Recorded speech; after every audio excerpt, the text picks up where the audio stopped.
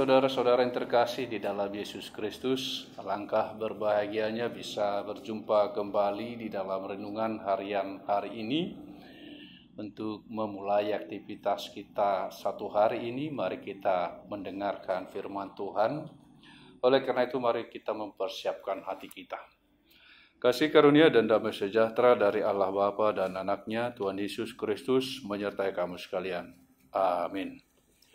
Firman Tuhan untuk kita hari ini dari Mazmur pasal 109 ayat 26. Demikian dikatakan di dalam firman Tuhan. Doa seorang yang kena fitnah. Tolonglah aku ya Tuhan Allahku, selamatkanlah aku sesuai dengan kasih setiamu. Demikian dikatakan di dalam firman Tuhan. Minta tolong kepada Tuhan untuk diselamatkan. Doa seorang yang kena fitnah. Ketika seseorang memfitnah kita, itu akan mempengaruhi diri kita. Mempengaruhi reaksi kita terhadap berita atau fitnahan itu. Dan bisa saja kita akhirnya mengalami tekanan di dalam batin kita karena fitnahan itu. Fitnah yang menjelek-jelekkan kita, yang tentu tidak kita harapkan itu terjadi. Tetapi itu bisa saja terjadi. Dan terkadang ada berbagai halangan, berbagai hambatan yang kita hadapi sehingga kita sulit untuk memberikan respon yang baik kepada fitnahan yang disampaikan kepada kita. Bisa saja di suatu waktu kita dituduh dengan hal-hal yang tidak baik, yang tidak kita lakukan. Dan kemudian kita bingung bagaimana caranya. Cara yang terbaik untuk menyelesaikan fitnahan. Tuduhan-tuduhan yang tidak benar itu. Tuduhan-tuduhan yang menjelek-jelekkan kita itu. Ada masa sehingga kita bingung mau melakukan apa agar permasalahan itu bisa selesai. Saudara-saudara yang terkasih di dalam Yesus Kristus, suka duka akan kita alami selama kita masih ada di dunia ini. Dan juga bisa saja kita alami hal-hal yang buruk seperti yang dialami oleh Mazmur ini. Orang lain memberitakan kabar-kabar yang buruk tentang kita. Orang lain memberitakan hal-hal yang dapat menjatuhkan hidup kita.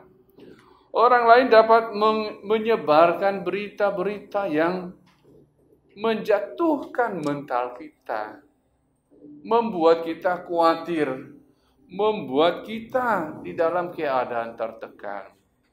Dan sepertinya tidak ada pertolongan. Di sini dikatakan agar kita datang kepada Tuhan. Tolonglah aku ya Tuhan Allahku, selamatkanlah aku sesuai dengan kasih setiamu. Kita bisa datang kepada Tuhan di dalam kelemahan kita. Dalam perjanjian baru dikatakan di dalam kelemahanlah kita akan mengalami kekuatan, menerima kekuatan dari Tuhan. Ketika kita lemah, ketika kita di dalam keadaan yang down, yang sampai pada titik terendah di dalam hidup kita, hidup kita tidak berakhir sampai di situ saja. Itu bukan akhir dari segalanya. Masalah-masalah yang kita hadapi bukan akhir dari segalanya. Tidak di situ kita berhenti. Dan juga kita tidak menjadi putus harapan. Atau frustasi, atau putus asa. Tetapi ada yang dapat menolong kita. Ada Tuhan yang menjadi tempat kita menyampaikan segala permohonan kita. Ada Tuhan yang bersedia untuk memberikan kelegaan kepada kita. Dalam keadaan apapun, bahkan di sini ketika kita difitnah dan tidak tahu harus melakukan tindakan apa. Tetapi kita tahu Tuhan kita itu berkuasa. Dia sanggup memberikan pertolongan kepada kita. Dia sanggup menyelamatkan kita, melepaskan kita dari keadaan itu. Tuhan pasti sanggup. Dan pertolongannya tidak pernah terlambat. Itu yang membahagiakan kita. Biarlah kita bisa dengan hati yang terbuka.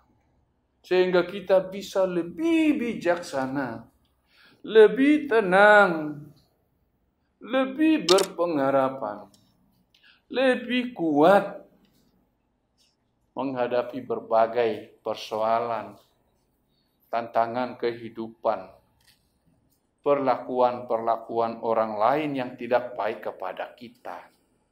Karena kita punya Tuhan kita. Yang akan selalu bersedia mendengarkan teriakan minta tolong kita. Berseru-serulah kepadanya pada waktu kesesakan. Di dalam kesesakan kita, berserulah kepada Tuhan. Tuhan, saya tidak sanggup, tidak mampu untuk menyelesaikan ini semua. Mereka terlalu kuat untuk saya. Mereka terlalu pandai. Mereka terlalu licik. Mereka terlalu banyak. Tetapi Engkau sanggup ya Tuhan. Engkau sanggup. Kita pasti akan menang di dalam Tuhan. Karena Tuhan kita yang kita sembah, yang kita percaya, Dia Maha Kuasa. Dia mampu memberikan penyelesaian yang terbaik. Tidak ada yang bisa tahan di hadapannya. Ketika Dia sudah marah, tidak ada yang bisa menahan amarahnya. Ketika pintu sudah dibuka, maka tidak ada yang bisa menutup. Ketika pintu sudah ditutup, maka tidak ada yang bisa membukanya. Dan orang-orang yang percaya, orang-orang yang takut akan Tuhan, Tuhan akan menyertai mereka. Tuhan akan menyertai kita. Saudara-saudara yang terkasih di dalam Yesus Kristus. Orang lain yang tidak percaya kepada Tuhan, bisa saja menjadi putus asa. Tidak ada pengharapan di dalam hidup mereka. Bisa saja mereka mengambil jalan yang lain. Yang tidak membawa kepada kebaikan, bahkan membawa kepada kerusakan. Tetapi kita orang yang telah ditebus, kita orang yang percaya kepada Tuhan, kita akan datang kepadanya dan harus datang kepadanya. Datanglah kepadaku, hai kamu yang letih lesu dan berbeban berat.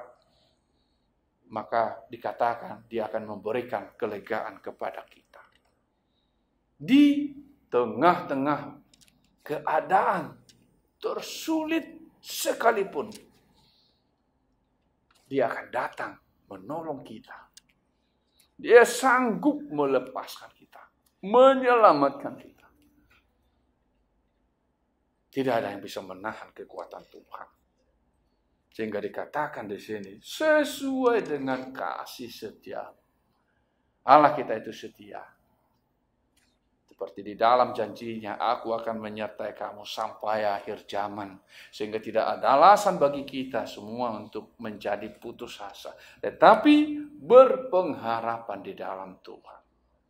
Ada hari yang akan kita lihat sesudah semua masalah itu berlalu.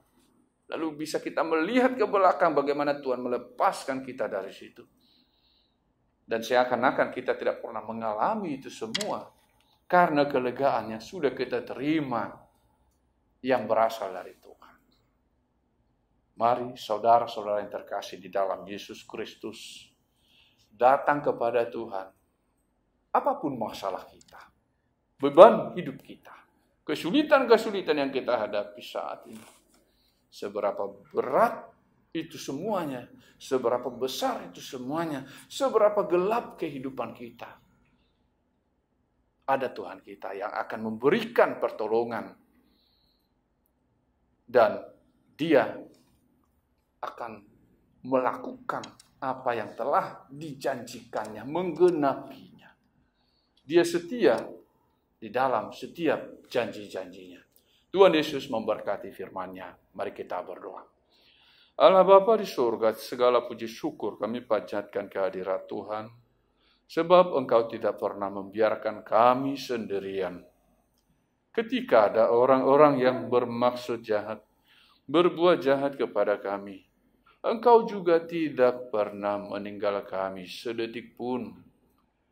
Dan kami sangat bersyukur. Sebab kami dapat berseru-seru kepadamu, bahkan di dalam kesesakan. Dan Engkau tidak pernah meninggalkan kami.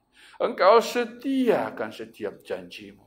Oleh karena itu ya Tuhan, tolonglah setiap kami jika pada saat ini mengalami kesulitan-kesulitan, pergumulan-pergumulan yang berat, permasalahan-permasalahan yang besar. Tolong kami ya Tuhan untuk bisa menyelesaikan semuanya itu. Sehingga ada kelegaan di dalam setiap kami. Terima kasih Tuhan, di dalam Kristus Yesus Tuhan kami berdoa kepadamu. Amin. Kiranya kasih karunia Tuhan Yesus Kristus dan Allah Bapa dan persekutuan Roh Kudus menyertai kamu sekalian. Amin. Shalom saudara-saudara yang terkasih di dalam Yesus Kristus. Tuhan Yesus memberkati firman-Nya.